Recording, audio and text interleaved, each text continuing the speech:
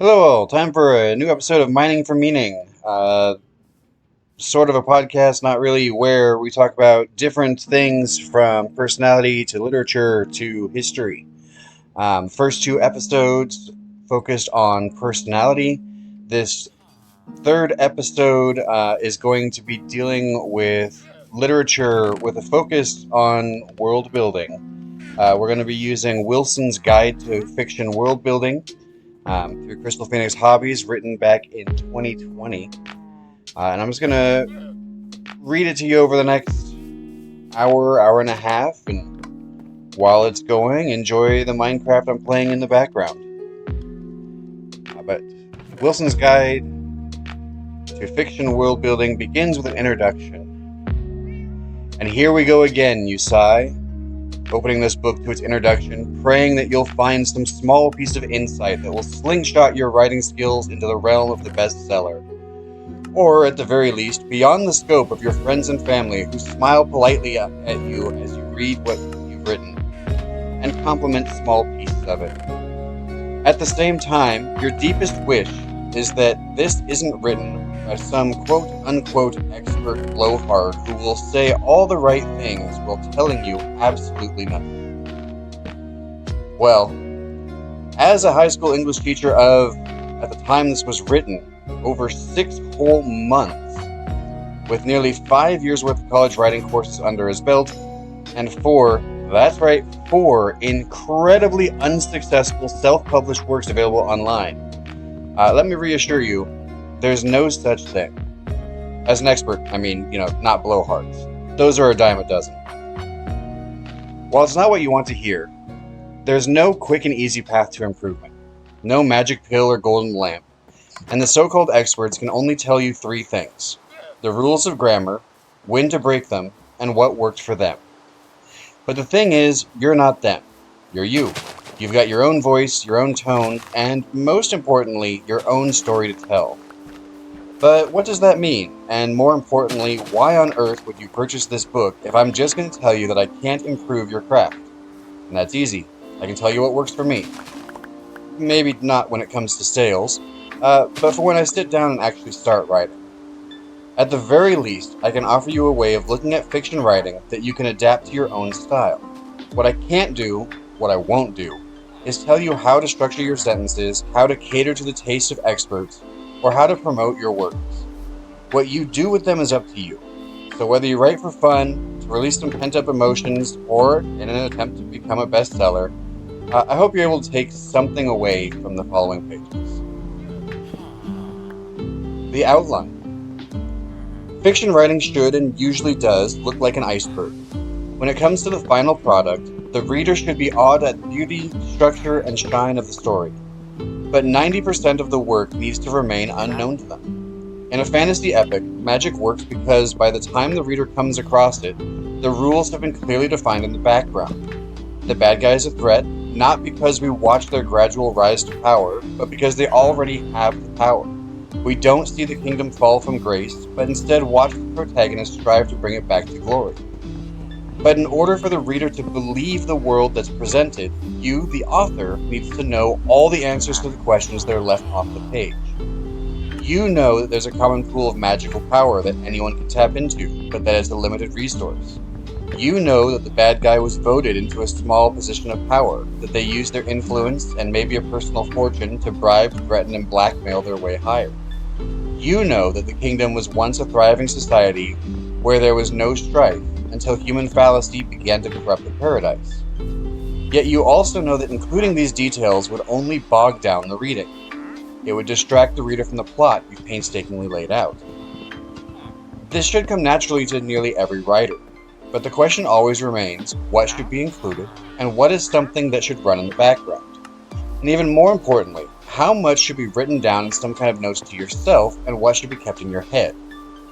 I'm not sure there's a single writer who doesn't have at least one world bouncing around in their memories, something they've created for themselves that they'd like to put on paper. Even if their world is set in reality, there's something added, some story that is just looking for a means to be told. Sometimes it's actually even harder to use reality. The reader comes into the story with preconceived notions of how the world works. If you don't have every detail right, they'll stop listening to the story. Which brings us to the purpose of this book. The real reason it might in some way be helpful to you. Because here's the solution I suggest. Write it all down. Everything. Every piece of your world should be set down somewhere. For many writers, this happens anyway as they write tiny snippets of scenes or conversations. What they, and likely you, need is a means of organizing that information. This book is divided into 7 sections, and takes a top-down approach to fiction writing. What that means is that the thing people think of as the most important part of a story, the plot, is the thing that comes last, and is honestly least discussed. The plot is your own, which means any attempt I might make to influence it would be met with distrust, disbelief, and potentially outright dismissal. Instead, following the path I lay for you step by step, I will help you organize your thoughts, set up your world, your people, and the rules of your story, while leaving the tip of the iceberg for you. The first section develops your world. From a new country or planet to a well-known city or even an office, the world needs to be established so that the reader knows where the action is taking place. After the world has been created, the flora, the fauna, the plants and animals are established. Often nothing more than background noise, the extra detail of the life, or lack thereof, inhabiting the world can sometimes be just as important as the world itself. From there we move on to the world's cultures. For large-scale projects, this can be entire kingdoms or even continents. For smaller ones, perhaps it's the various cliques found in a school, or the separation between administration and employee. Only then is the cast revealed. Good guys, bad guys, neutrals, all the things that connect them together. And then finally, the mood of the story is determined, and the background stories are created to give the world more depth than you'd ever really planned on. Only then, when the world is so fleshed out that it could write itself, does the story, or the plot, come into play. If all of this sounds like a lot of work, you're right. You'll spend a lot more time preparing to write your story than actually writing it. But in the end, you'll find that the story, or stories, set in this fully developed universe will come easier and feel deeper than anything done without it.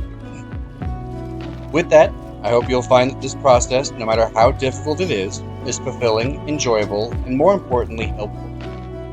Good luck.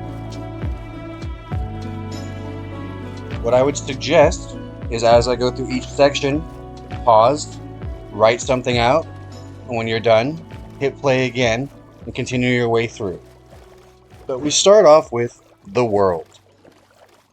Before ever putting pen to paper, or more realistically, before putting fingertips to keyboard, you need to know the world in which your story is going to be set. Is it a full universe filled with dozens of inhabited planets? A medieval empire spanning half a dozen kingdoms? Is it set in France, New York, London, a school, an office building, a single room? The world, the place, is sometimes more important than the people. Because if the reader doesn't believe the world, they won't believe the characters. And if they don't believe the characters, the plot will never matter. So, step 1, determine your world. Take out a piece of lined paper. A notebook works best. On the top of the paper, above where all the lines are, write world. Include a colon at the end. Next to that, write up to 1 sentence explaining what your world is. But don't write more than that. This is a really broad brushstroke. Fantasy kingdom/continent. A galaxy far, far away. Washington, D.C., etc. Now, for each major setting in your world, prepare a new piece of paper. One of them goes on this current paper. And these are the big places in general. Now, for instance, if you're creating a fantasy realm, you would need 1 piece of paper for each country. On these papers, on the very first line, write terrain. And again, include a colon at the end. For the examples I'm going to use throughout this book, I'm going to keep working with the idea of a fantasy realm. But keep in mind that for something bigger, the terrain might be an entire planet, while for something small, it might mean the individual floors of a building. But for this exercise, you only write 1 word, something that describes the world, but's not all-inclusive. So for instance, for my first paper, I'm going to write an actual terrain type. I'll say mountains. Nothing more is needed. Depending on the size of the world, the next part of the process is going to vary. What you need to create is a series of 2 or more landmarks. For simplicity's sake, we'll only create 2 for this exercise. But landmarks can be a misleading term. While it can, of course, mean something large like the Grand Canyon or something man-made like the Statue of Liberty, by landmarks, I simply mean something that stands out against the backdrop of your terrain. So for my 2, I'm going to call one Mount Riori, for the other Fainir River. For each landmark, write a single paragraph that describes it. The first one should be written below your terrain line, while the second landmark should be written below the first. So here's my example. Terrain, mountain. Landmark number 1, Mount Riori. Standing against the backdrop of snow-capped mountains sits a singular peak called Mount Riori. Rumored to be a dormant volcano, Mount Riori occasionally trembles and quakes, threatening a violent explosion. Though no one has ever recorded an actual eruption, Mount Riori, despite being the tallest mountain in all the land, is always the first to shed its snow every summer. Landmark 2, Fainir River. Fed by continual snowmelt, Fainir River winds its way through deep valleys and cascades over steep cliffs before emptying into the ocean far to the south. The snow-fueled water is icy to the touch, and there are countless stretches of rapids that transform the normally placid waters into frothing death traps. The small streams that break off from the river supply the multitude of meadows with year-round moisture. Even though I only created 2, continue creating landmarks until you feel as though your world has been filled. For a basic world, I'd suggest creating about 6. Unless your world is a city or a building, have all your landmarks be something natural. There'll be time to work on man-made stuff later. But now comes the more difficult part. Pair off your landmarks. If you have an odd number, that's fine. That will just increase the complexity of your story. Because your next step is to connect 2 or 3 landmarks in another paragraph. The connection can be done any way you want. Perhaps as my examples, the 2 are literally connected. One of Fainir River's primary sources is the massive snowmelt that occurs near the beginning of every summer on Mount Riori. The sudden deluge cuts into the mountains each year, deepening the valleys inch by inch. Because the river narrows at multiple points between the mountains, large lakes temporarily form along the river's path, which slowly drain away before winter comes. Sometimes, however, you want 2 or 3 landmarks to be connected in a more metaphysical way. Perhaps you write a myth about their creation, or tie them to some kind of spiritual path that people on a pilgrimage must follow at least once in their lifetime. So for example, those who wish to walk in the light of the gods must first follow the path of Lexum, the first disciple of magic. From the unending ocean, Lexum walked along the path of Fainir River. He passed through dark forests and climbed damp cliffs next to torrential waterfalls. As spring transformed to summer and the great melt began on Mount Riori, Lexum ascended the peak. Out of respect for his tenacity, the snow runoff parted around him as he climbed.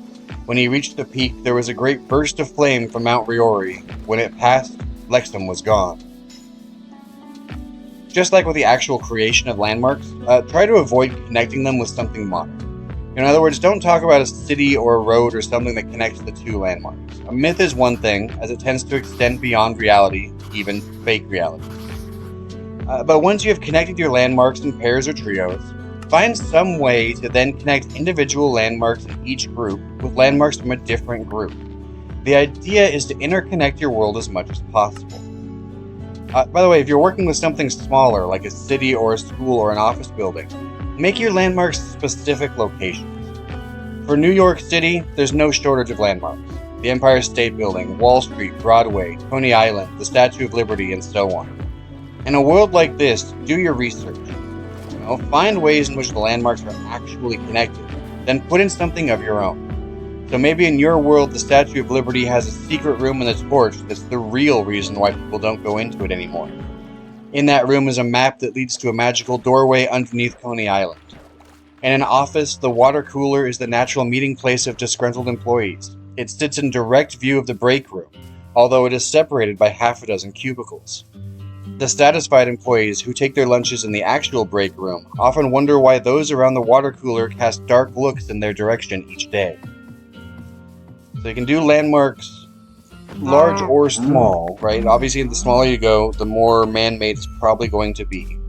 But after your world has been built, and this process should take you a couple hours, realistically, if you're getting deeply invested in it, as opposed to a quick sketch like I'm doing now. But after you build it, it's time to populate it with life. So section 2 is the life. Now I want you to take a second and go back to the previous section and scan through it. What you need to look for is any sign, other than the people in a couple of spots, of plant or animal life. When I wrote it, there aren't any. There are a few mentions of valleys and one of a forest, but there's no description of them. It's noted that lakes show up every summer in the mountains, but there's nothing that says what kind of life uses that water. Even the myth of Lexum climbing the mountain is left bereft of any kind of life beyond the man himself. Hopefully, when you did your first section, your landmarks look the same. If they do have some kind of plant or animal life in them, keep it in mind as we move forward. Because creating the plants and animals of your world is this next step. The flora, or plants, and the fauna, the animals, of your world are a hugely important part of the world creation process. We'll start with the flora, and move forward from there. And yes, I do have a reason for starting with plants. So, your first step is to create a basic plant. And by basic, I mean something that can be found just about anywhere in your world. Something so common that most people don't even see it during their daily lives. Grasses, mosses, common flowers, ferns, even seaweed. In general, you're creating something that is not fruit or seed bearing. Something that is not likely to be used as a food source for any kind of humanoid creature. So on a new page in your notebook, write basic flora number 1. Give the plant a name. It does not have to be fancy. Grass is just grass after all. And then write a paragraph that describes the basic flora. What color is it? What kind of texture does it have? What does it taste like? Just because it isn't edible doesn't mean no one's tasted it. What does it smell like? Does it have some kind of medicinal purpose? Where and when does it grow? Can it be found anywhere in your world or just around certain landmarks? For my example, basic flora number 1, mountain grass. Normally a dark yellow color and growing along the waterline of Fania River, mountain grass turns a bright teal during the summer flood season when it becomes submerged under the snowmelt. Except when it's under the icy waters, the grass is brittle and can dissolve into a fine dust if put under enough pressure. This dust, however, carries with it the potential to sprout new roots wherever it lands, making it an extremely invasive plant. When it's underwater, mountain grass takes on a slimy texture as it excretes a protective gel. Although the grass has no real taste of its own, its gel has a sour tang that can leave the tongue tingling. In the dry months after the flood waters drain into the ocean, the mountain grass gives off a soft, musty odor, but only up close. So this process of creating each basic flora can take quite a long time, especially since the number of plants needed increases the larger your world is. In general, especially if you're first starting out with world creation, it's best to keep that number manageable. So for a basic kingdom like the one I'm working on, try for maybe 8. For a small building, you'd only need 2 or 3. Surely somebody in the building has a house plant, and the odds are pretty good that somewhere in that office there's a spot of mold by a leaky drain, right? The plants are there whether you're aware of them or not. The flora is. So, once you've come up with as many basic plants as you want, and you can always add more later if you want to, it's time to create some more advanced plants.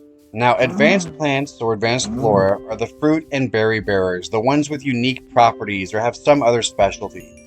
Many tries to use this opportunity to create some kind of carnivorous plant, but the problem is, what are they going to eat when there isn't any animal life right now? So my advice is to avoid that instinct. Instead, what kind of trees are in your world, or large flowering, budding, fruiting, or berry-growing plants? Are they ones we see in our world, or are they something unique only to yours? As you've done a few times, write out Advanced Flora as a heading, then start listing some of yours. For this step, you want about half as many advanced plants as you had basic ones. So if you only created 2 basic plants, only create 1 advanced. If you have 10 basic plants, have 5 advanced. Now, other than that, the steps to follow are the same for the basic plants. Name the plant, then write out a paragraph that denotes the color, texture, scent, taste, any medicinal purpose, and when and where it grows in your land. For my example, advanced flora number 1, night blooming pear. Unique among the pear family, this tree only produces fruit once a year and only at night. Within just a few hours after nightfall, the orange blossoms recede into themselves and grow into a dark purple pear. This fruit is only viable until the coming dawn. After that, the fruits fall off the branches and begin to crumble and rot. Strangely, if picked while ripe, the fruits will last for up to a week before rotting. The pears have a very sweet taste, and jam made for them is very popular. The trouble is, each tree blooms on a different night each year, with a larger proportion of them producing fruit in the fall. The leaves of the tree have 4 prongs and are a deep green color. The bark of the tree ranges from a light tan to an off-white and is very smooth. The night-blooming pear tree grows all over Mount Riori, but is rarely found elsewhere, and in the summers, as the floodwaters slide down the mountain, the tree often appears dead. Now, while you might be farther into the process, my examples only cover maybe a total of 5 paragraphs so far, from everything we've talked about. And already, my world's fleshing out. We've got 2 landmarks, a connection between them, a couple of plants that can be found in the wilderness. So far, so good. But there's still something missing, right? Something found just about anywhere you go. Actual life. More specifically, animal life. And wouldn't you know it, but filling out your world with animal life is your next step. Just like we did with creating plant life, we start the process of creating animal life, fauna, at the most basic level. On a new page, this is why I suggested a notebook, write out basic fauna. And basic fauna is exactly what it sounds like, something so simple that it's often overlooked. There are very few parameters to it. First, it needs to be something small and relatively uncomplicated, like an insect. Second, its primary food source needs to come from one of the flora you've created. That's it. Those are the only 2 rules. After that, name the basic animal and write out another paragraph that describes it. Like before, what does it look like, sound like, what does it eat, where does it live, does it have a mating season, or does it spawn as often as it can? Is it aggressive? Will it attack? What kind of bite does it have? Is it barely noticeable, or does it fill you with great pain? Is it poisonous? Is it edible? How long does it live? It's amazing how often we come up with ideas for these big, monstrous creatures, but we tend to forget the little ones that inhabit our world.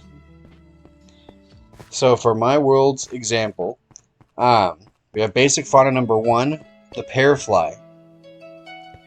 Usually only a few millimeters in length, the pear fly is not technically an insect.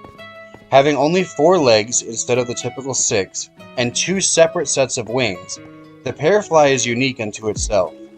It is white in color, and the vibration of its small sets of wings give off a constant high-pitched whine, much like that of a mosquito. Although they are active all year round, they are most noticeable during the fall when large numbers of night-blooming pears are growing. For most of the year, pear flies feed on shavings of mountain grass. However, pear flies use the rotting fruit of the night-blooming pear trees to store their eggs. The larvae, about the size of a pinhead, feast on the flesh of the rotting pears while their bodies develop.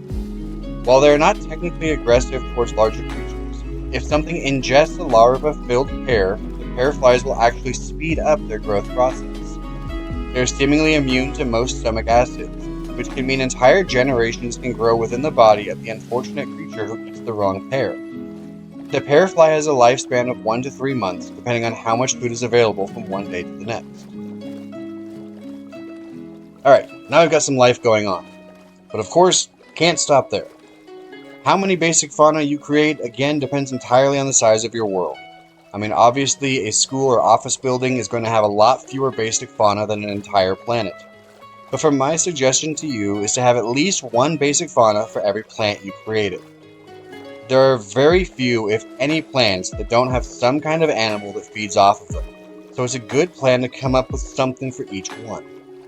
You can, of course, have multiple basic fauna that each strive to eat the same plant. The universe is filled with creatures striving for resource control, after all. But with that in mind, basic fauna isn't without predators of their own, which brings us to intermediate fauna. Intermediate fauna does not necessarily mean something small. Instead, it is something that sits somewhere in the middle of a food chain. Although there are a few predators willing to try it, technically a moose sits in the middle of the food chain, making it a huge intermediate fauna. Their actual main predator are orcas. When a moose goes swimming for food, an orca will attack a moose. So a moose, despite being gigantic, sits in the middle of a food chain. If you really want a dangerous world, even super carnivores can be considered the middle of the food chain if there's something that's above it. So for those of you who have been dying to create some kind of carnivorous plant, this is your first real chance to do so. That's because, among a few other rules, an intermediate fauna's primary food source needs to come from something you've previously created. This can mean it's vegetarian, like a guinea pig, or even a small sheep or deer of some kind, but there definitely needs to be some kind of circle of life thing going on in your world now. In addition to the food chain rule, intermediate fauna have a few extra rules attached to it. While most basic fauna is fairly uniform across genders, intermediate fauna needs to have some kind of distinction between breeding genders. In most cases, this means a female-male difference, but there's no reason why you can't create a species with some kind of tri-gender situation. The distinction doesn't have to be too obvious. Mice, for instance, have very few physical differences to the naked eye. One is slightly larger than the other, and their external signs of genitalia are slightly different, but both of these distinctions require some pretty close observation. Birds, however, have a fairly obvious distinction. Males are, almost universally, more colorful and more aggressive, at least during mating seasons. Speaking of which, intermediate fauna needs a specific mating season. You should also consider whether or not they live in the same place that they breed. A salmon will spawn in freshwater rivers, but spends its adult life in the ocean. Birds migrate between seasons, and most mammals have a fall breeding season in order to have babies in the spring, giving their young 3/4 of a year before snow falls. Beyond that, follow the same creation rules as you did for basic fauna. When it comes to how many you should make, I would suggest at least half as many intermediate fauna as you have basic fauna. It is, of course, possible to have the same number or even more to show a fight for resources. That's up to you. But it's also likely that intermediate fauna uses more than just one basic fauna as a food source, which can balance out some of that discrepancy. In any case, as you've done before, start a new line with intermediate fauna, and then have some fun. So my example, intermediate fauna number 1, the blue-tipped budgie. A small bird weighing only a few ounces when fully grown and with a wingspan of 4 inches, the blue-tipped budgie ranges in color from green to red depending on what region they are from. Those that reside on Mount Riori being red, and those down along Fainier River being green. What they all have in common, however, is that the last fifth of their wings are a deep navy blue. The males typically have more vibrant coloration, while the females have more of a pastel coloration. They have a warbling, high-pitched song, which grows in intensity during the late winter when breeding season begins. Unlike most birds, the blue-tipped budgie is a vegetarian species whose diet consists primarily of mountain grass. Most of their lives are spent within the branches of night-blooming pear trees, where they build nests out of twigs and long strands of mountain grass. The latter is used as a winter food source when the grounds become saturated with snow or floodwaters. Although it is rare to do so, since they have so little meat, those who have eaten blue-tipped budgies report that they have a very earthy taste. While typically consisting of small family units of 20 to 30 members, and while they are not normally aggressive, these small birds will gather together in large flocks of hundreds in order to defend their nest if they feel threatened. Each individual bird is not able to do much damage to large predators, but in such large numbers, there are very few creatures that can face an angry flock and survive. The average blue-tipped budgie lives for about 5 to 7 years, and usually lays between 1 and 2 eggs each year after they turn 1. So, when creating this intermediate fauna, I considered having them get their primary food source from the pear fly. which was a potentially obvious source of nutrition. But as I began, I realized that that was too obvious of a connection. How often do you find a bird that's a vegetarian, but not from seeds or fruits? If you have answered often, you have a much richer connection to birds than I do, but that's neither here nor there. At the very least, the budgies are very well defined in just a single paragraph, while still leaving room for the imagination. What exactly is a high-pitched warbling cry? What is an earthy taste? In any case, with the completion of the intermediate fauna stage, once you've created all of yours, there's only one thing left to flesh out in the living organisms section of your world, the advanced fauna. Advanced fauna follow all of those same rules as the other life you've created so far, but with two exceptions. First of all, there needs to be an obvious difference between genders. Think lions, or most species of deer. Between the manes and the antlers, it's very difficult to confuse one gender for the other. In addition, the advanced fauna needs to be a non-sentient, or human-like, creature that sits at or near the top of their food chain. Since you're the one setting up the food chain, what the top is completely up to you. For a small world like that office that keeps coming up, maybe Linda the secretary won't stop bringing her cat to work. Mr. Muffins would be lost at home without me. For this, create about half as many advanced fauna as you did intermediate fauna. This should give you plenty of variety to work with as you move on to the rest of your world building. So for this world's example, advanced fauna number 1, the salt serpent. The salt serpent is a snake that can reach lengths of up to 30 feet and a diameter of 6 to 7 inches. For most of the year, it lives in the brackish waters where the Fania River meets the ocean. While there, they feed primarily on small fish, and it is not unheard of for males, which are neon blue in color, to eat each other during territorial disputes. The females, a uniform dark brown in color, spend their days in underwater nests on the river floor, only coming up to the surface to feed and breathe. During the spring, when floodwaters fill the river, the salt serpents enter into their breeding season and move upriver to feast on blue-tipped budgies that fly down to the river for water. Their eggs are left on the banks of the river below the waterline in batches of 5 to 10. When the water recedes during the summer, the exposed eggs dry out and hatch.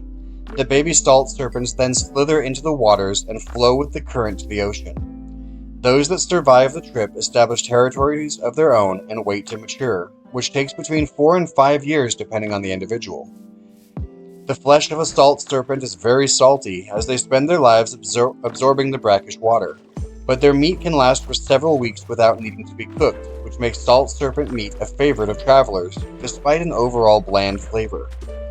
They are, however, very aggressive and can be difficult to kill, so only trained hunters are advised to seek them out. The natural lifespan of a salt serpent is about 30 years, but due to constant fights over territory, they typically only live to the age of 10 or to 15. Okay, so once you set up all your advanced fauna, your world will be pretty well set up now. You'll have landmarks and plants and animals all filling up what was, when you started, a blank canvas. You are, however, missing a fairly important part of the world, the people. For most of you, that's going to mean humans, but feel free to branch out. But remember, we're doing things from a top-down perspective, so before we get to naming our main characters, we need to establish the cultures they're coming from, which starts the cultures section. So, who lives in your world? Not the individuals, that part we'll get to soon, but the people. It doesn't matter if your world is an intergalactic conglomerate mixture of warring and allied planets, a set of countries bound together by trade agreements and alliances, or an office filled with individuals from all over the world, country, or city. The one thing you're guaranteed to have is a mixture of different cultures. So for your first task involving cultures, you need to figure out just how many different cultures you want to introduce. For something that's well balanced, I would suggest at least 4 or 5. This will give you a chance to really see what makes your world tick. Now, you don't have to name your cultures yet. They can just be Culture 1 and Culture 2. In fact, unless you have something special in mind, I would almost recommend waiting to name each culture until you flesh them out a bit. But that's entirely up to you. What you do need to do, however, is make sure you have at least 1 full page, though probably at least 2, for each culture you're going to create. The first thing you're going to need to do, besides writing culture number 1 at the top of the first page, is figure out what kind of beings your culture is made of. Are they human? In most cases, the answer is going to be yes, which means you can skip this part entirely. All of your readers knows what a human looks like. But what if you're creating a culture of elves? Are they the Lord of the Rings elves, tall, slender, with pointed ears, access to magic, and old enough to have met your ancestors? Are they Santa's elves, tiny but still human-like, endlessly toiling away at making toys? What about the house elves of Harry Potter? Humanoids certainly, but they'd never be mistaken for a tiny human. What about alien cultures? Some random beast from Star Wars, or a warlike group of Klingons or predators. Vulcans, arguably, are space elves. Tall, intelligent, ancient, and appearance matters. And it's best to get that down here first, before we discover what they do. So take a moment, below your title of culture number 1, write description. Then spend a paragraph or two simply describing what the people of that particular culture look like. For the most part, if you're writing about humans, you can just write human and move on. There's no need to try and reinvent the wheel. Although there are some cultures, even among humans, that are wildly different. Pygmies from South America, the tribes in Africa who put rings on their neck and stretch out their necks. So your culture could still be human and have some variation, but if you're dealing with just basic humans, all you have to do is write human and move on. We know what it looks like. And if all of your cultures deal with the same species, you only have to do this once. While it might be overdone, I've always been most comfortable working with humans, and so I'm going to skip an example in this part. Don't worry about describing their habits, though. We'll get to that. All you're doing is describing what your people look like. Now, while there are a lot of different cultures out there, each one, as far as I'm concerned, is really only made up of about 5, sometimes 6 factors of varying degrees. And I call these factors cultural driving forces. So those forces are might or war, knowledge, social or trade, science or technology, religion, and sometimes magic. It depends on the world you're creating. So magic is that random floating 6th one. So for each of your cultures, write down each of the 6 cultural driving forces. If your world doesn't contain any magic, just write down 5. Right? Might or war is 1, knowledge, social or trade, science or technology, and religion.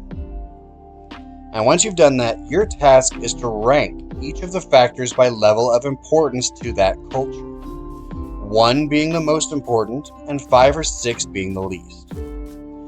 So, if your culture is warlike, always trying to expand, the Klingon Empire of your universe, you would put a 1 next to Might War. But what drives that nature? Is it a matter of spreading religion? If so, put 2 next to religion. If they are warlike simply because they want new resources, then maybe science or technology would be the number 2 instead, as they strive for better weaponry. But what you should avoid doing is making it so that every culture has the same driving forces. While it's possible 2 different cultures have been at war forever, is it because they both value war equally, or is it from a difference in opinion about something else? If for some reason the 2 cultures really do have the same driving forces, you should start thinking about what it is that separates them. How are they actually different if their culture is the same? But once you've figured out the ranking of the culture's driving forces, write out a few sentences for each culture that describes them as a culture. So for example, Culture 1, humans, Might War 4, Knowledge 2, Social Trade 3, Science Technology 5, Religion 6, Magic 1. A civilization of wizards who value magic and knowledge above all else. While they will fight if they have to, these people would prefer to create trade agreements and alliances. They also tend to avoid new technologies, relying instead on their magic to get them through, but they abhor religion. It is their belief that power comes from the individual, not some higher being. So when you're finished with each of your cultures, and again, you do this with each culture you're creating, you will, in broad terms, have a fairly good idea of what each of your cultures looks like. But now you got to get a little more specific. To do that, you got to create what I call cultural aspects. And I recommend you create at least 5 of them for each of your cultures, as this will give them a deeper sense of depth than just 1 or 2. You can, of course, create more than 5. By all means, do so. It will really flesh out your culture, but create at least 5. So, what is a cultural aspect? That's simple. A cultural aspect is a law, habit, quirk, religious teaching, national hero, holiday, piece of literature, proverb, or any other thing you can think of that makes your people unique. Be sure to use your cultural driving forces to guide your process. If you have a 6 in your religion, for instance, you probably aren't going to have many, if any, religious teachings as cultural aspects. So, for our wizard's cultural aspect number 1, the 7 styles. Because all magic comes from within, people are limited in what they can achieve only by their own personalities. A man who lives with envy in his heart will never find the power within himself to heal the injuries of another human being. Right? And so while it doesn't explain how the magic system would actually work, the concept of the 7 styles has already set up a basic concept for the people of this culture. How your personality works depends on what kind of magic you use. So taking the time to establish even just 1 or 2 more of these 7 styles would further cement the rules. Instead of doing that, I'm only giving 1 example for each thing I'm doing. I'm just going to move to the next step. Take some time, create a whole bunch of cultural aspects for each culture. This is going to take some time. Pause. Write. If you haven't been doing that as we go. But instead of doing all this, I'm just going to move on to the next step, the configuration of the culture's settlements. Like so many other words I've used, settlement is a general term. Maybe it means city or village. Maybe it means the caravans of wandering traders. Maybe it even means the individual rooms or cubicles in a building. But any way you look at it, settlement means a place where the cultures you created exist. So the first thing we need to establish when it comes to settlements is what kind of structures can be found in all of the ones shared by this culture. For this, I literally mean what buildings or objects in smaller worlds are in every town, city, or village or office. If we look at the United States, every incorporated town has 2 things, although sometimes they're combined into one. They have a town or city hall and a post office. That's it. To be an incorporated town, you need a city hall, or a town hall, city hall, whatever, and a post office. Now, most cities and towns and villages and whatever also have libraries, parks, schools, but not always. Those first 2 are required to be an official town or city in America. So, what structures are in every one of your culture's settlements? For this step, you should come up with somewhere between 2 and 5 structures. If you want every settlement to be an exact copy of each other, feel free to include more, but having at least a few gives some structure to your culture. So on a new line on your culture page for each culture, write settlement structures, then come up with a couple and write out a paragraph about them. What should they look like? Why are they part of your culture? Do they have something to do with your cultural aspects? Something to do with the land itself? Something to do with the flora and fauna? For our wizarding community, settlement structure number 1, a library. Every settlement from great cities to tiny hamlets contains at least 1 library. In most cases, the books contained in the libraries are made up of local customs and rituals with regard to magic. Many also include a history of the area, which is almost always required reading for children and young adults. There are claims that in larger cities, people are paid to write works of complete fiction, but that is unlikely. Because of how much information is kept within them, the town's library is often the largest building in the settlement. Made from stone to minimize damage from fires, libraries look like miniature castles. In fact, it is not unusual for people to flee to their libraries for safety and defense if they're attacked. So, when you finish writing out all your settlement structures for each of your cultures, You'll be happy to know that there are only 3 steps left to building each of your cultures. Although the first step technically has a second, very insignificant part to it. So, the first of those steps is creating actual cities, and then picking one of them to be the capital. That second step is optional, and is the second step is optional and is the creation of monuments. The last step should, by the time you get to it, only take a few seconds. That'll depend on you, and you'll see why when we get there. So in the meantime, we'll start with something simple. You've got most of your culture fleshed out, but you're missing something fairly basic, the actual settlements. For big worlds, this naturally is the towns, cities, and villagers that make up your culture. For a school setting, each room would be a different settlement. For a business, that could be either each building in the corporation or each cubicle in the one building. This part shouldn't be too time-consuming, because all you're doing is naming a settlement and then taking a sentence or two to say where it is in your world. Is it near a landmark, along the border between your culture and the next? Is it somewhere else? The number of settlements you establish is up to you. You don't have to list every single habitation in your world, but there should be enough variety that whoever your story is about has somewhere they can go, talk about, or be from. Even the Lord of the Rings series has only a couple dozen locations for the entire span of it. And when it comes to science fiction, often an entire planet can be a settlement of its own, like in Star Wars, where that one entire planet is a city. But for us, settlement number 1, Fahrenheit. A small town devoted to the study of the source of magic. It has an average population of about 3,000, and the town rests just above the waterline of the Fenir River during the spring flooding at the base of Mount Riori. That's it.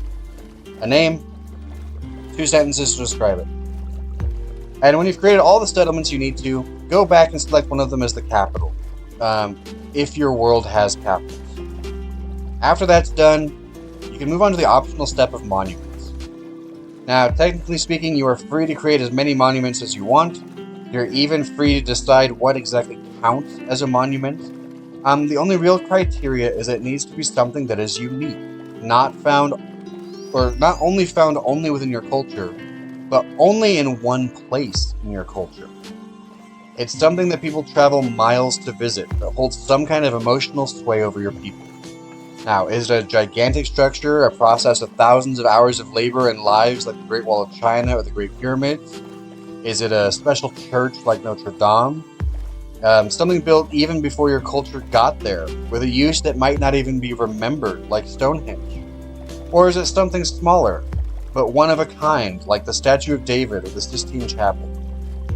Is it a specific statue or sign only found at your company's headquarters? Things of that nature. No matter what style of monument you decide to fit your culture, you should do a few things with it. All of those things, of course, are to be included in a paragraph that describes it. And that's: what does it look like? Who built it? Why? What is its significance to the culture? More importantly, where is it located? Is it in one of the cities or out in the wilderness somewhere? So for us, monument number 1, the 7 stones. Covered in untranslated runes, the 7 stones stand at regular intervals all around the rim of Mount Riori. Each one is 15 feet tall, and they are all angled 30 degrees into the caldera. Many of the culture's top wizards have spent years looking into ways to keep the 7 stones from dropping into the inactive volcano, but there are just as many who state that there is no need for concern, that the stones have always been at that angle and always will be. Although no one has ever successfully translated the runes on the stones, people who visit them claim that each one gives the visitor a different feeling. Strangely, for most people, these feelings are negative, with each stone seeming to inspire a different form of the 7 deadly sins. For a few, however, the feelings that are inspired by the stones feel like the 7 heavenly virtues. It is unclear why the stones would have different effects like this, but they serve as adequate indicators of what kind of magic individuals will be able to learn, as the strength of the effects of the stones are proportional to an individual's magical capabilities. Congratulations are in order. You've made it all the way through what most people would consider to be the most boring aspects of fiction writing, the world building. The fact I've created this guide should tell you that I disagree with that kind of assessment, but to each their own. In any case, you have done almost all of the work. You've created a world, populated with landmarks, plants, animals, and then filled it with a number of cultures, each with their own driving forces, aspects, structures, and monuments. There is just one thing left to do now if you haven't already. It's time to name your cultures. Remember I said at the beginning to hold off doing that. You've put so much time and effort into developing these cultures that this part should be pretty easy, for the most part. When you found the right name for each of your cultures, it's time to move on to that next step of filling your world with a cast of characters.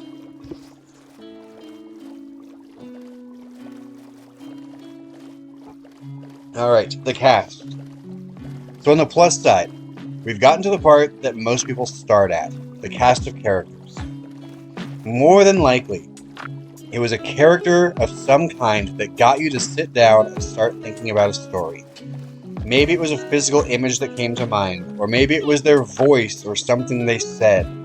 From there, you probably started to craft new characters, good guys, bad guys, protagonists, antagonists. But how much farther has your development of these characters gone? You can see them in your head perhaps, but what about on the page? That's where the negative part of this step comes in.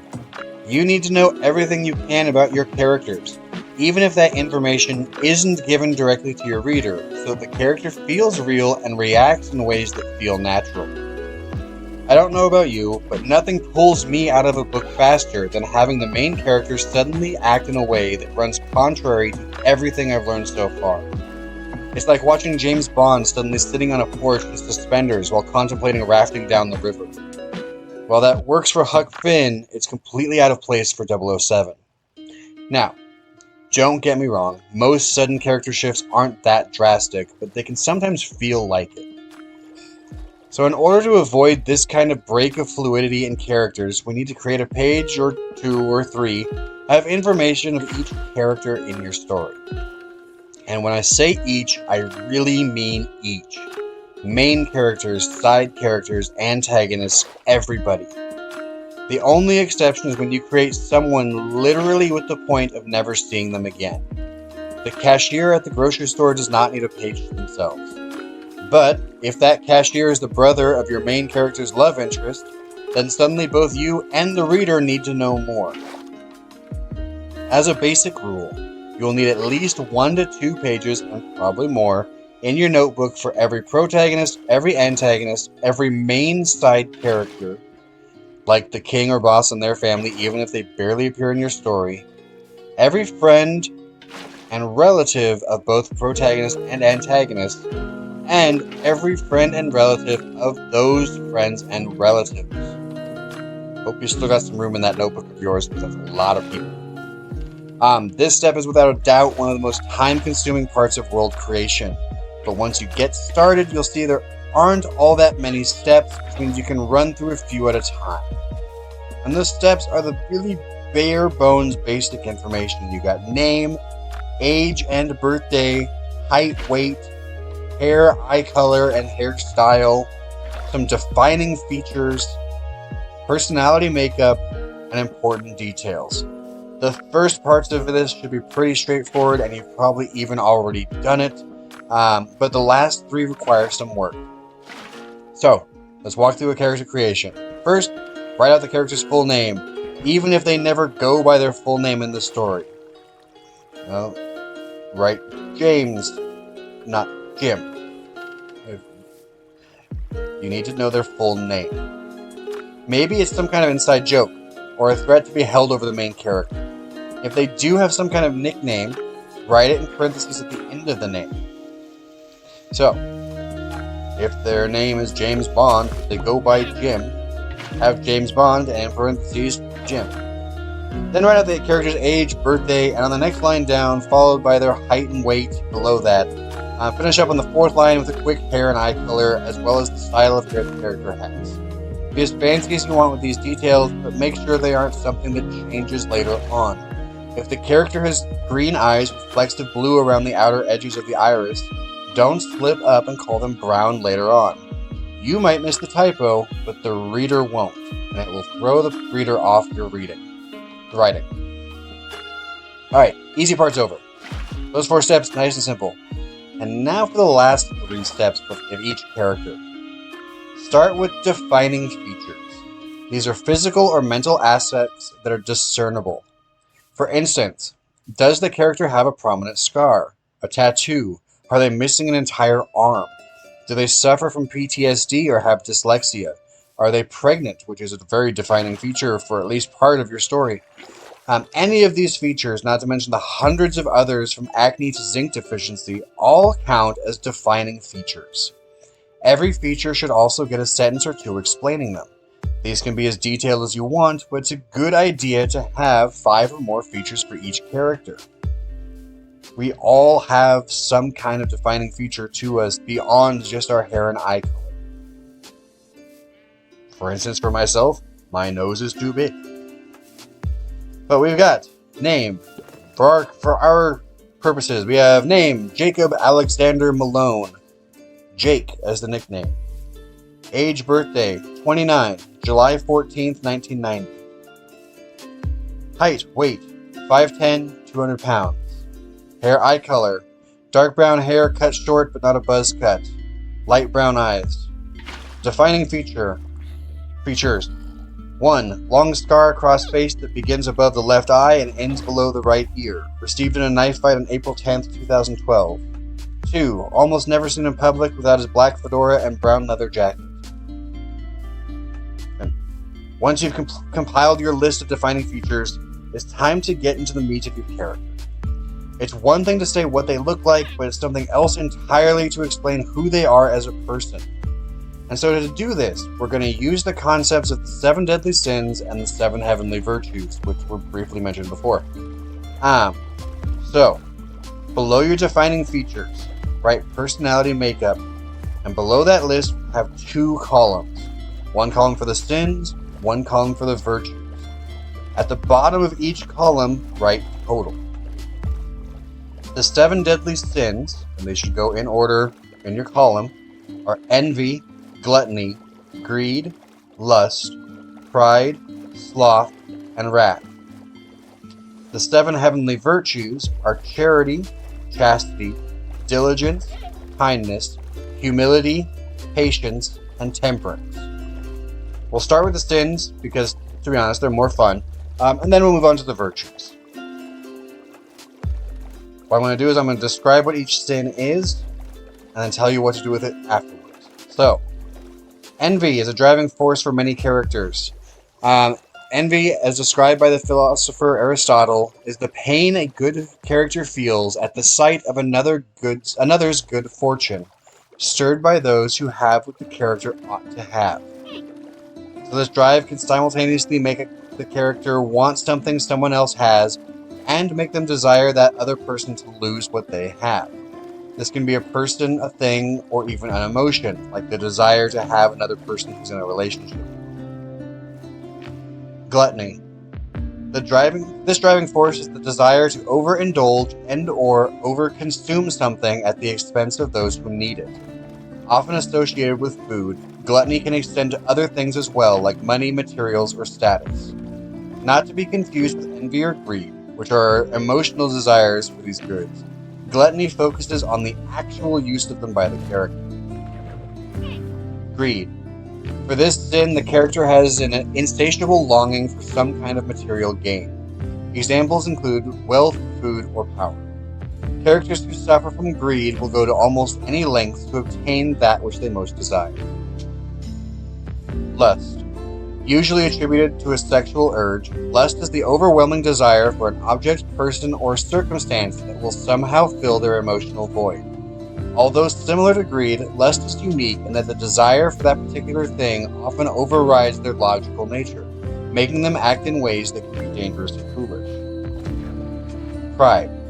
Also known as hubris or arrogance, pride is the quality of extreme or dangerous overconfidence in one's own abilities.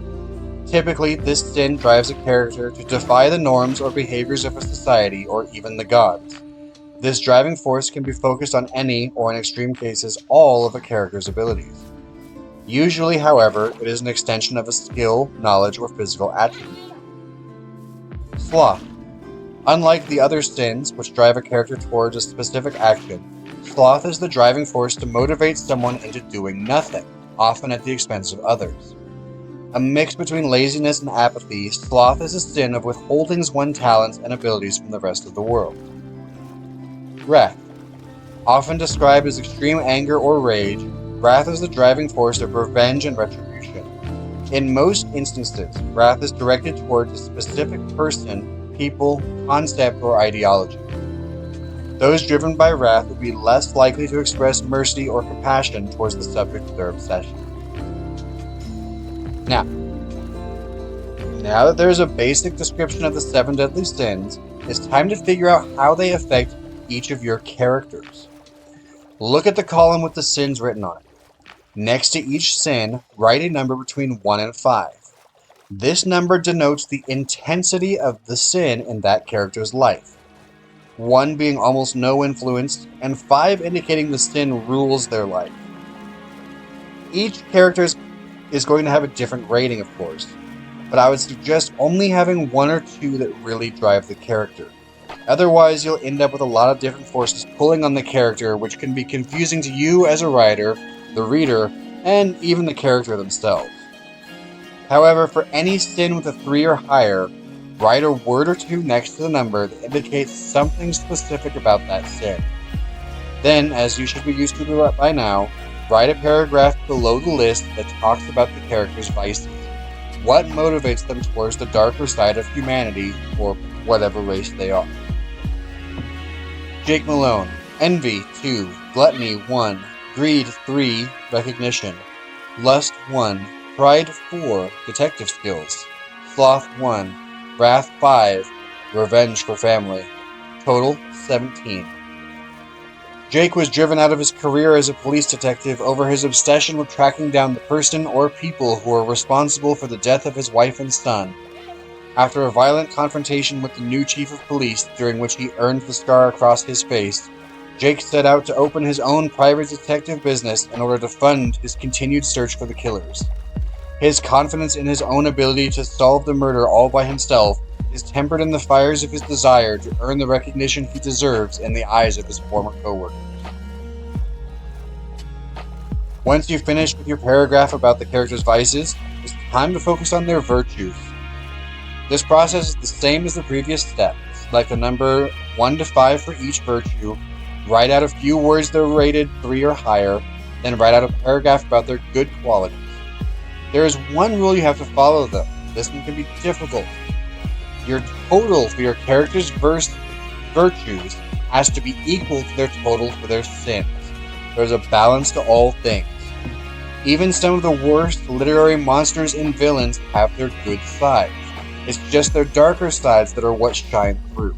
That's what makes them interesting and what makes them stand out in our minds. But before you can assign your character's virtues, it does help to know what the heavenly virtues are. Charity. In modern language, charity means to give something of your own to someone else freely, without being guilted into it. However, the original meaning of the word, and how it's used here, is a character's love towards humanity, or whatever species of people they are, and to the gods. So charity is the love towards your people. Chastity. In most cases, chastity refers to the refrain from sexual conduct or romantic relationships. In its extreme cases, it means vowing to avoid any kind of relationship with another person. However, it can also refer to the length of time one waits between relationships after a breakup or death. In some ways, it also corresponds to how naive the character is about the world. Diligence. Often defined through one's work ethic or the belief that work is good in its own right. Diligence is also the effort a character puts into doing their own part for others. Diligence also defines how thorough a character is, how completely they perform a task, and their persistence of action in both their faith and their day-to-day life. Kindness. Aristotle once described kindness as helpfulness towards someone in need, not in return for anything, nor for the advancement of the helper himself, but for that of the person helped. It is the willingness of the character to do something simply because it is the right thing to do and not because they will gain something from it. Humility. Also known as humbleness, humility is the concept of low self-preoccupation, or an unwillingness to put oneself forward into the limelight. In religion, it means recognizing one's place in comparison to God or gods. It is also often a means of self-understanding and awareness. The character knows who they are and are willing to accept their place. Patience. Of the many definitions of patience, the best I've seen is that it is the ability to endure difficult situations without responding with annoyance or anger. In other words, it is the level of emotional endurance a character has before suffering from negativity. Characters with a lot of patience can tolerate just about anything, while those with almost no patience end up constantly trying to move and push forward. Temperance. The best definition of temperance is a character's ability to express self-restraint, to keep oneself from retaliating against people who insult or attack them, to avoid excess in material gains, and to avoid excessive anger or craving something. In a world of instant gratification, temperance is the ability to hold oneself back from their impulses. So, using those definitions, let's take another look at Jake Malone. As mentioned before, if there's an attribute that has a ranking of 3 or higher, write out a short explanation of it, then write out a whole paragraph about all of the character's virtues. So, for Jake Malone, Charity 1, Chastity 3, still mourns wife, Diligence 5, sees things through, Kindness 3, private detective, Humility 2, Patience 1, Temperance 2, total 17. Once he takes a case, Jake does not let anything stop him from solving it, even when he should hold back. He has little patience when it comes to waiting to solve mysteries, however, which often gets him in more trouble than he would have gotten into if he just waited. On the flip side, however, the satisfaction he gets from working a case often leaves him open to alternative payments for his services. One old woman sends him a homemade pie every year on the anniversary of the day he found her lost cat, for instance. If the case is interesting enough, he will even work pro bono. He has very little use for a love life, though, as he believes that moving on after the death of his wife will, in some way, cheapen their marriage. Finally, in order to complete your character, you need to come up with the important details that flesh them out. At this point, you've got a good picture of what they look like, though there's always room for mental adjustments, and you've meticulously unlocked their deepest personality traits. Now it's time to come up with a few short stories or details about their past that make them who they are. What was an important event for them? Did they have a mentor of some kind? Who are their siblings, parents, or friends? This is the place where you really get the chance to finalize your character. For main characters, I recommend coming up with at least 5 important details. For minor characters, only 1 or 2 is enough. As usual, underneath the character's personality makeup, write important details. Then write out as many as you need.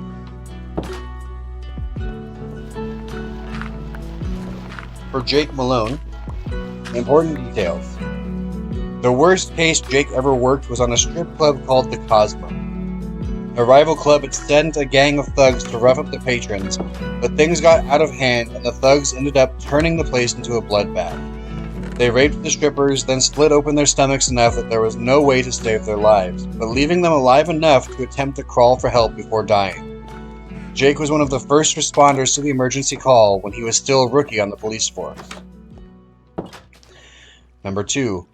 On May 10, 1992, Jake's brother Jimmy was born.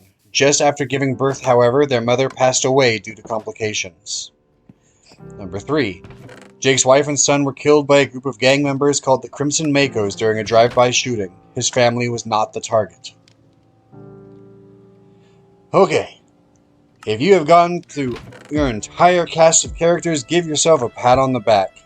Because after crafting your cast of characters, you are almost finished with the process of building the world for your story. At this point, your story should be almost ready to write itself. But first we have to tackle the last 2 big steps, the mood and the background. These are big steps, but quick. So, the mood. Something that's often forgotten by writers, both new and experienced, is that mood is more than just how the reader is supposed to interpret a scene. While that's important and helps set the stage for the storyline, there is another aspect of mood: the world itself.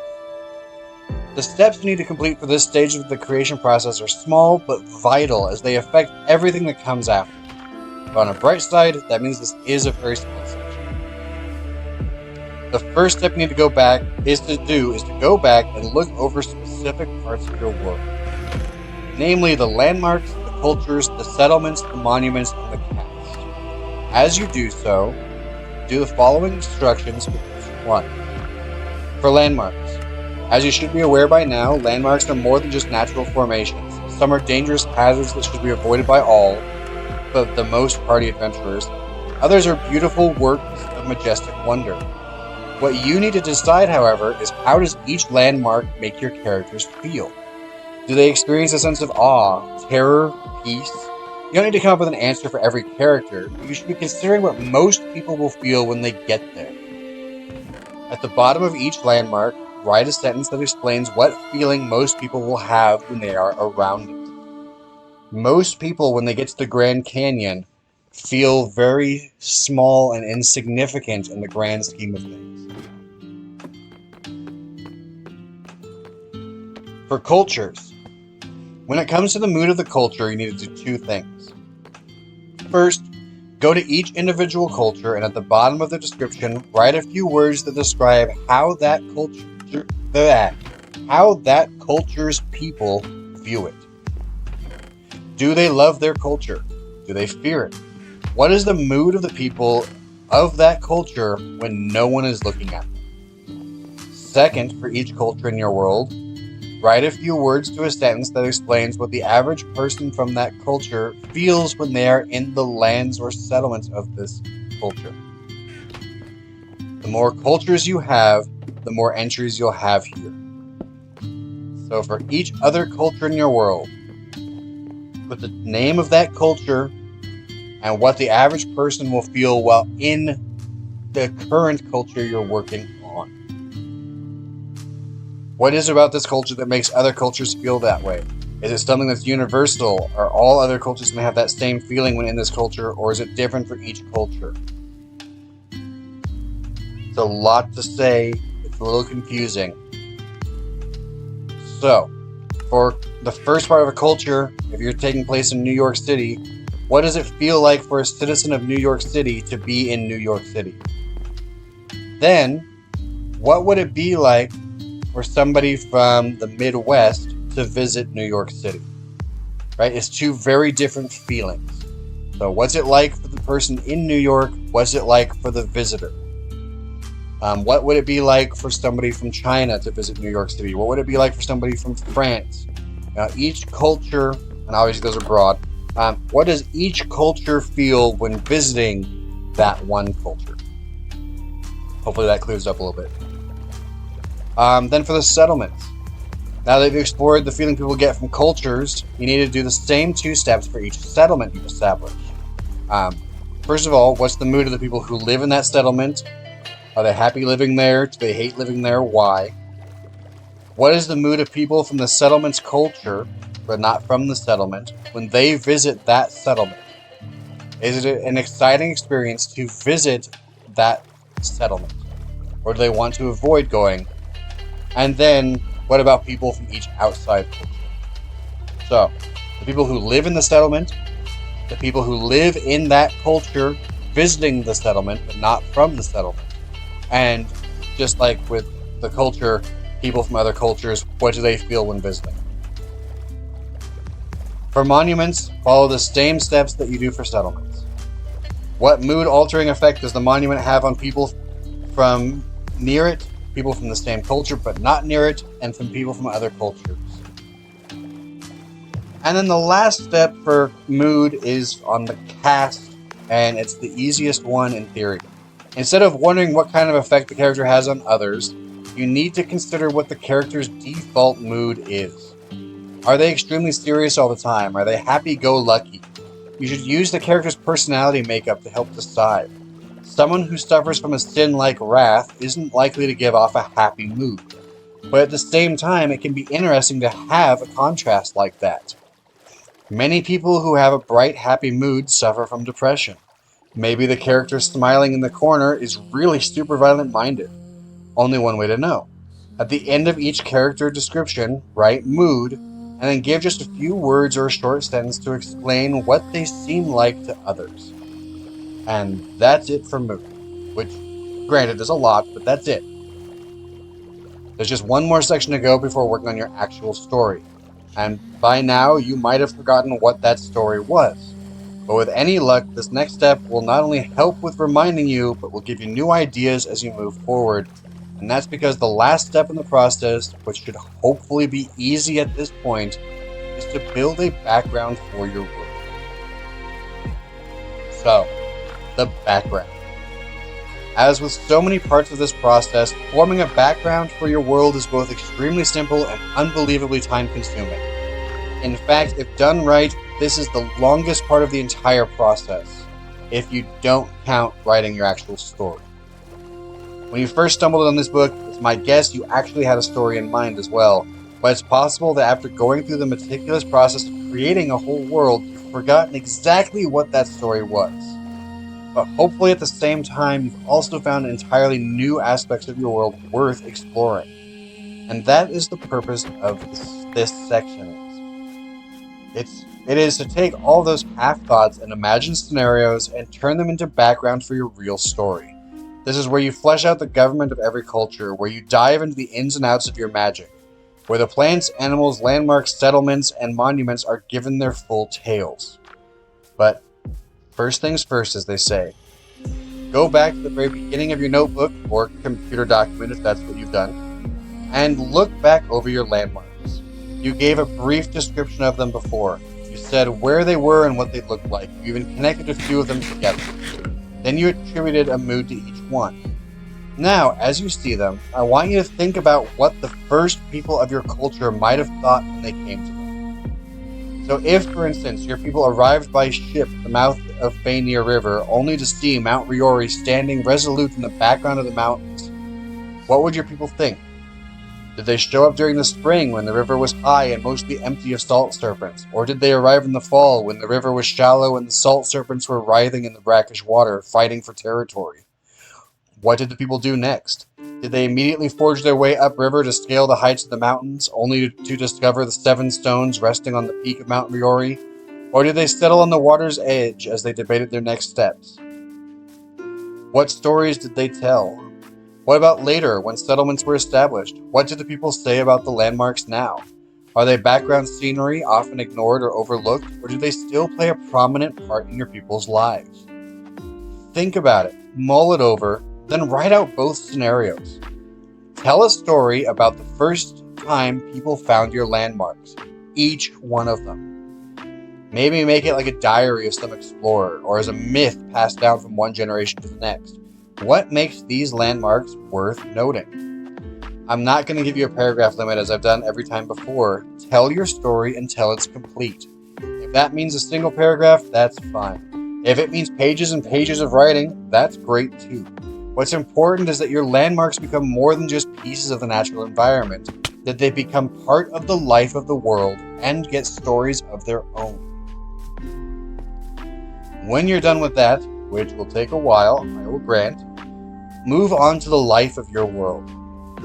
Again, you've described each one of the life forms, shown what they look like, sounded like, taste like, where they live, what they eat, when they breed. But there's more to it than that. I want you to find out what those things are that really make the life of your world stand out. Again, a diary works great.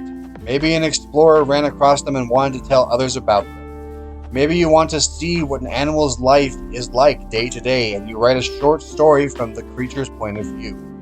Really show how it lives and hunts.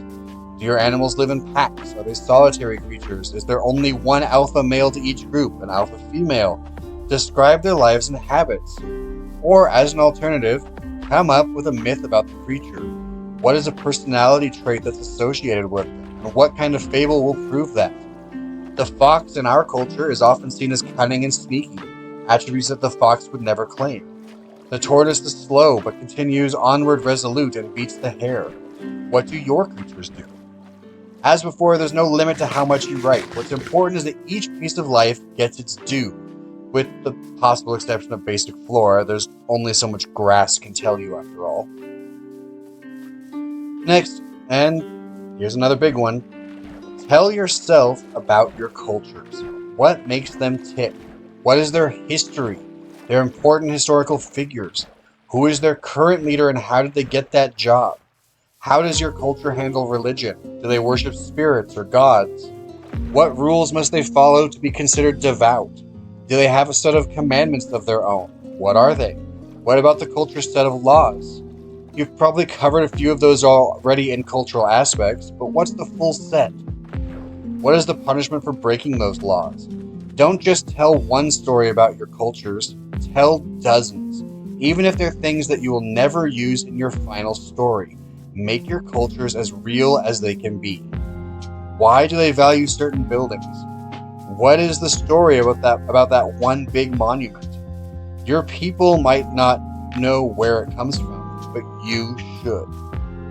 Even better, does your current culture use the monument for the reason it was built? What if the 7 stones were designed to trap some kind of titan inside of Mount Riori, but people simply interpret them as a way to understand their own magic? How surprised would the people in your full story be if the stones fell into the caldera and a mythical beast climbed out? For that matter, what are the fables, folktales, and myths of your cultures? What stories are children told to ensure they grow up to be productive citizens? Do they have a little Red Riding Hood to warn them of talking with strangers? A boy who cried wolf to explain why you shouldn't lie? By the time you finish writing, your culture should be so fleshed out that if they were suddenly dropped into our world, no one would question their appearance. They've always been there. See, we have the history to prove it. And then, if you thought that was the largest section, you're sadly mistaken. We hit the really big one, your cast. We know who they are, possibly on a deeper level than we know some of our closest friends and family. But what have they done? How do they know each other? Are they childhood friends off on an adventure, or 2 random strangers who happen to be on the same quest? Tell yourself about them. What was their childhood like? What do they remember from it? Tell a story about a time in school where they succeeded or when they failed. Better yet, tell both. Then tell a story about how they know the other cast members. This part's important. Very rarely does a group get together for no reason at all, unless it's a D&D campaign. What connects them together? What story do you have that proves it? What was their relationship like with their parents, with each other? Write a full biography for each of your characters. Use your important details and distinguishing features to help you along. Then take 2 or 3 or 4 of your characters at a time and write about their connections. Maybe 3 of your party members have worked together before. What did they do? How does the antagonist fit into the story? Why are they doing what they're doing? Do the protagonists know them? If so, how did they meet? Really fill your world with everything you can think of, the more the better, and almost all of this is stuff that's never going to go into your final story. This is just the background information that you should know before writing your story. Right? So only after you've come up with everything you can possibly think of, made every connection you can make, and fleshed out every process and feature of your world, should you move on to the final stage of the process, the one you've been waiting this whole time to begin, the story. And for the story, the last section, this is it, the final piece of the project, the story itself. By now, if you followed every step I laid out, you have created something huge that realistically took you days, if not weeks, at a minimum hours. Something so much bigger than you'd ever planned that any idea you had to start with has possibly been lost somewhere in the giant pile of notes and or files at your desk. Right? You've created a world from scratch, even if your characters live in the real world. A world filled with plants and animals, people and places, characters and emotions and stories that run behind whatever plot you've been chewing on for weeks or months or even years. I promised you in the introduction that I wouldn't tell you how to structure your writing. We're going to talk about how to cater to the taste of others, and I am sticking to that promise. Which means this will be a short final chapter, only 3 pages, and we're done with the first one. So here's the advice I have for your writing. Be yourself. Some people will tell you to simply start at the beginning and work to the end. Others will say that you need to include every detail you can come up with, no matter how long it takes to say it, while others will ask for just the facts, a bare-bone telling of each event. Or perhaps they'll say that the best way to begin is to start in the middle of the action, to give a big event that grabs the reader's attention, then slowly reintroduce the background information needed to understand it. A few, though not many, will claim that the ending is the best place to start. Let the audience know what's going to happen, then show them how it got that way. I'm guessing you've seen this on television when after the first set of commercials, the words 2 or 3 days, weeks, hours earlier shows up. In all honesty, the best method for your story depends on you, and of course, on your story. My suggestion, you've already come this far, already put more time and energy and effort into the kernel of an idea you had before. So why not do a bit more? Try all 3 styles, not for the entire story. By no means am I suggesting you write 3 full stories just to see which one sounds better. But try it for a page or 2. Start at the beginning. Does it draw you in? Do you think it would draw others in? What about when something terrible happens to the main character? They're fired, say, or they get stabbed. Does that draw attention? Does it move the story the way you want it? Does it detract from the big emotional scene you've been aiming for? Now try the end. Though maybe not with "and they lived happily ever after." Maybe the part before that. His limbs barely able to support him, the man's legs give out and he slips to the rocks. Blood drips from countless wounds, staining the dark gray stone a deep purple. A flicker of a smile flashes across his face. What happens next? What got him to that point? Why is he smiling? Who knows? By now, you should. So my final instruction for you, the one every writer needs to hear, and my parting words to you is simply this. Have fun.